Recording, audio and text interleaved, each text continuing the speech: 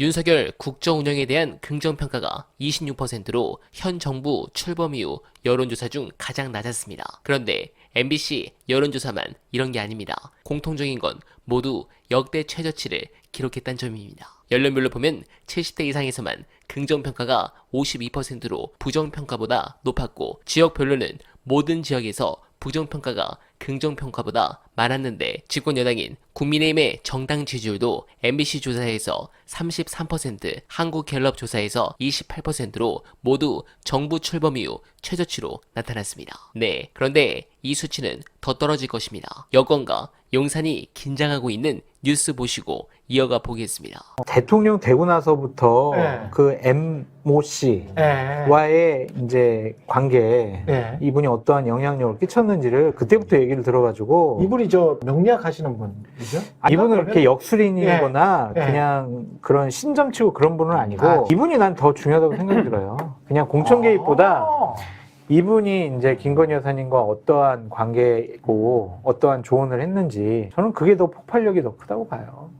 그 안에 뭐가 많이 있습니까? 판도라의 상남입니까? 제가 얘기 들은 것만 해도 만약 그대로 됐다면 그게 정말 사실이라면 그렇다면 진짜 말이 안 되는 나라가 되는 거죠. 네, 공감합니다. 그리고 이 얘기를 안 드릴 수 없습니다. 항소심에서 앞서 무죄 선고 뒤 검찰의 공소장 변경으로 방조 혐의가 추가된 전주 손 씨에게 유죄가 선고됐습니다. 주가 조작에 연루된 김건희의 행태가 손과 비슷해 손에 대한 유죄 선고는 김건희 처벌을 가능하게 했다는 분석이지만, 그런데 주가 조작 범죄가 손에게 징역 6개월에 집행유예 1년, 권오수 회장에게 징역 3년에 집행유예 4년과 벌금 5억 원을 선고했습니다. 이게 제대로 된 형량 판결이 맞습니까? 미국의 경우 주가 조작 범죄는 시장경제, 교란, 중대범죄로 중형이 선고됩니다. 최소 징역 20년에서 50년형인데 말 그대로 감옥에서 죽으라는 판결을 내립니다. 그런데 대한민국 법치가 이 지경이니 주가 조작은 근절되지 않는 거고 코스피가 이 모양인 겁니다. 그리고 김건희는 주가 조작 방조범이 아닌 정범으로 주범입니다. 또한 윤석열도 처벌받아야 합니다. 자기 처가 주가 조작은커녕 주식 투자로 돈을 잃었다고 대선 TV 토론에서 거짓말을 했습니다. 허위사실 유포 공표로 공직선거법 위반에 저촉됩니다. 이것 자체만으로도 당선 무효형이고 차후에 반드시 유죄를 받게 만들어 선거법 위반으로 국짐에게 수백억을 토하게 만들어야 합니다. 그날이 다가오길 간절하게 기원하며, 끝으로 후한무치한 한동훈이 요즘 조용합니다.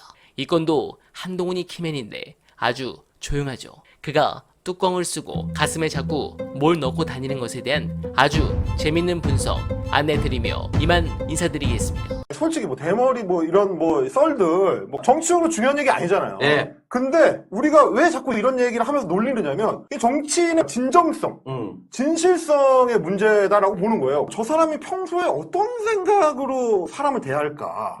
자기를 뭔가 치장하고 진실한 면을 안 보이고 뭐 이런 문제에 대한 어떤 제기를 하기 위해서 얘기를 하는 건데 그 후배가 딱 그런 얘기를 하는 거야.